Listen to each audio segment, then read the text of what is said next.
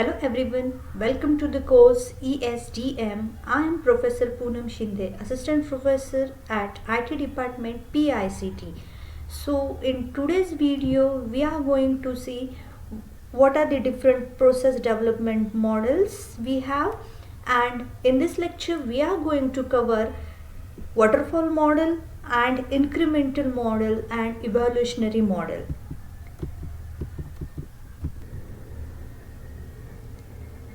Yes, so in this slide, it sets the stage that identifying the core subject of presentation, the methodologies used to build the software. There are 7 key software development models. These models provide a framework for planning, developing and deploying software. So these diagrams visually introduce the primary models that defines a software project's flow, which includes waterfall model, then V model, incremental model, RAD model, agile model, iterative model and spiral model. So what is the need of process model? So this slide explains the fundamental reasons why the structured process is necessary for any software project. Yes, so first is managing complexity. So software projects can be huge and it is intricate. A model breaks down in work into manageable stages. That's why we require a process model. Next one is ensuring quality. Yes, so by defining a specific phases and review points, the model helps guarantees the quality of final project. So third one is facilitating communication and collaboration. So here a defined process ensures that all team members and stakeholders understand their roles and how to interact. Next one is adapting to change. Yes, so while some models like waterfall are rigid and others like agile, iterative provide some mechanism for handling requirement changes. Next one is providing efficiency and productivity. Yes, so a clear plan reduces our waste efforts and streamlines the workflow. So next one is what? Supporting project management. So for supporting project management and providing a cost and schedule control, we require a process model. So in this, okay, so here first of all we are going to see the first process model, that is waterfall model. Yes, so you can see here in previous video we have seen a SDLC life cycle. So in that we have covered all these phases. So first of all we'll see what exactly a waterfall, how waterfall model looks like. Okay, so waterfall model having a process flow. In process flow, first of all we have requirement phase, next we have design phase, third we have deployment phase, fourth we have testing phase and fifth one we have deployment phase. Yes, so in first in waterfall model is also called as a traditional model and it is a basic model of your process model in software product development. This is the very basic waterfall model. The many small scale companies use this waterfall model, but nowadays it is not that much in use. Okay, so we'll see the process flow, or it is also called as a linear or sequential flow. Why it is called as a waterfall model? You can see here the flow in the form of waterfall. That's why this model is called as a waterfall model. We can call it as a linear and sequential model also. So first phase is what? Requirement. So in requirement phase what we do, it is capturing and documenting all the possible systems requirements in a specific document. So suppose one customer needs some having some requirements, so we collect all that requirement in some documentation. Yes, so next one is what? Design phase. So studying all the requirements which gives in this requirement phase, we design all that requirements and prepare the system design with the help of this requirement phase. And once we complete a requirement phase, then and then only we can go to the design phase. And when we are in design phase, we cannot change the requirement phase. So this is some requirement. So this is the some major drawback of the waterfall model. Once you complete with one phase, then and then only you can go to the next phase, and when you are in next phase, you cannot go back to your previous phase. Yes. So next phase is what? Development phase. So in development phase, I'm telling it very fast because we have covered these phases in previous video. If you want to see the detailed description of these phases, you can check my previous video. Yes. So next one is what? Deployment phase. Yes. So what is the deployment phase? What we do in deployment phase? So the system is developed in small programs, that is called units, and we develop some code using some language. We develop or design or implement our system with the help of design and requirements. Okay.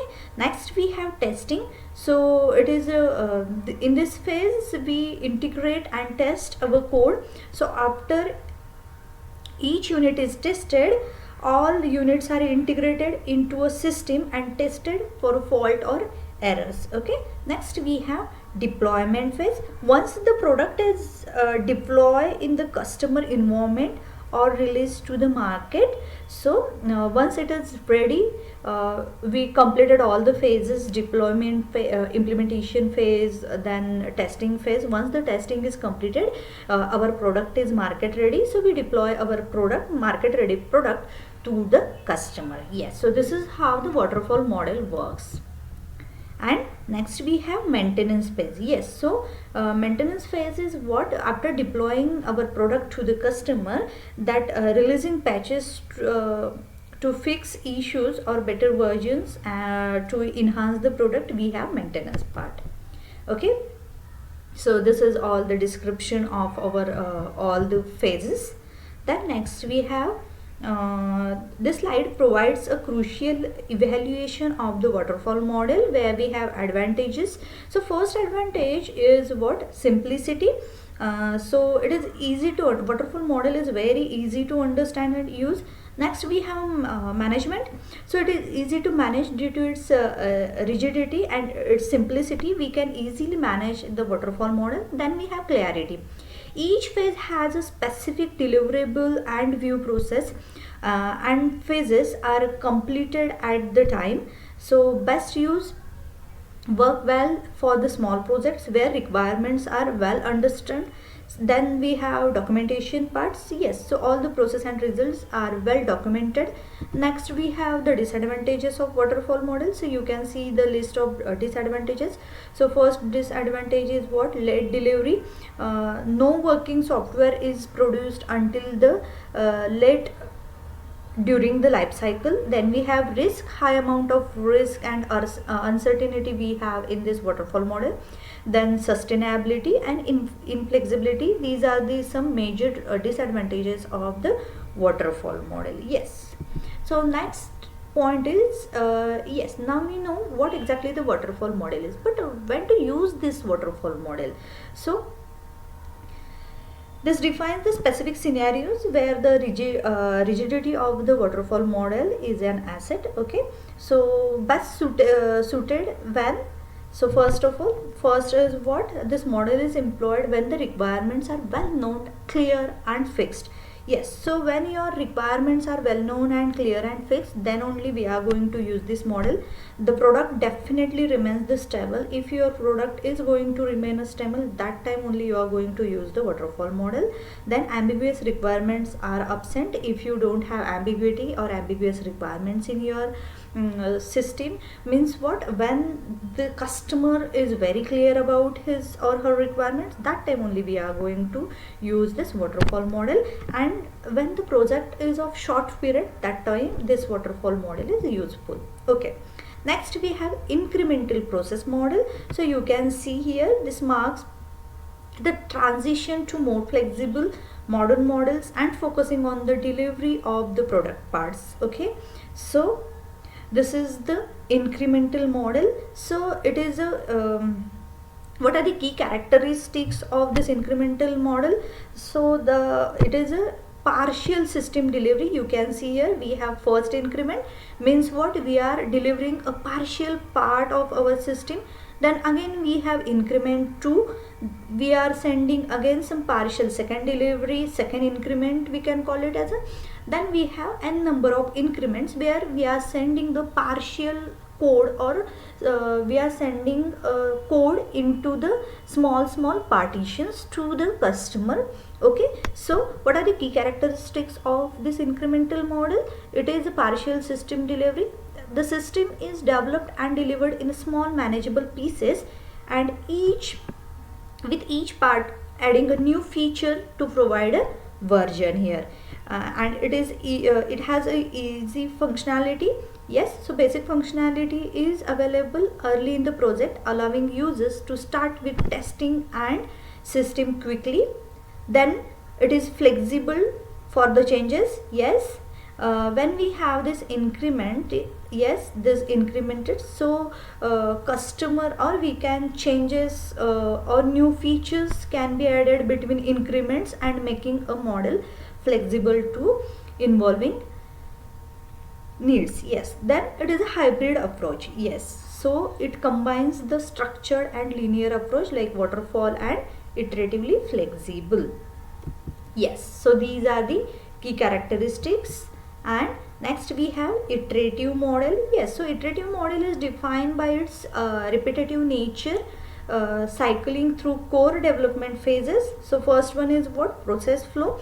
Yes, so requirements are gathered first, then the team cycles through the design and development, testing and implementation, and so on. Yes, so this happens multiple times. So iteratively this process flow done, and we have this iterative model. Yes, so what are the advantages? So these are the some advantages of iterative model. So first one is quick working software. It is flexible and testing is easy in iterative model. It is a lower cost. Why? The initial delivery expenses are reduced, that's why it is a lower cost. And it is risk management, it has a risk management. Then it has some disadvantages. So first is what, planning and design. Yes, it requires a careful planning and designing upfront. Then we have clear system definition and higher total cost. Yes, so when to use iterative models? So this model is good when the whole system requires are clear. Then all major requirements must be defined through small detail changes. Yes, later. Then quick market ready entry is necessary for this product, and new technology is being used, or there are high risk features and goals. Okay, so this is an evolutionary model. Yes, so evolutionary model is basically a combination of your iterative and incremental model. So evolutionary model is equal to what, iterative plus incremental model. So you can see here we have this iterative model and incremental model. So it is a combination of this two models. The software grows from the core concept through analysis and design to the delivered version, which is the refined based on customer feedback into a final versions. Yes, so this, yes, this is the definition of evolutionary model which I told you before. Then what are the different applications of evolutionary model? So first is it is used in large project. Then second one is customer want to start using a core features immediately, then we can use this, and it is ideal for object oriented software development. Okay, then we have some advantages of evolutionary model. First one is adaptability to changing the requirements, then early for, then expert, we have user involvement, then handling a complex projects. These are the different advantages. Then disadvantages. Yes, so in disadvantages, first disadvantages, it require constant cooperation and communication between your customer and your developer. Then we require a expert group where dependent on a knowledgeable and experienced group that can quickly adjust to the changes. This is the main disadvantage of evolutionary model.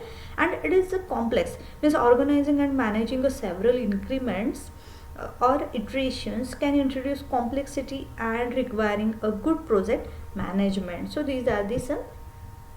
Yes, in this slide we have quiz questions. So these are the three quiz questions.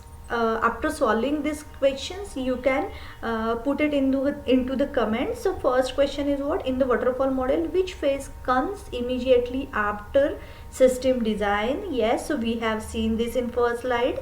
You, if you know the answer, you can put into the comments. Then next we have, what is the key idea for incremental model? Yes, so here are some options for this. Then third question is, the iterative model delivers what? Fully completed system at once, basic functionality early, then only design documents, no working software until final iteration. So these are the some questions. So solve it and put it into the comment. Yes, and yes, thank you. The more you learn, the more you grow. Thank you so much, students.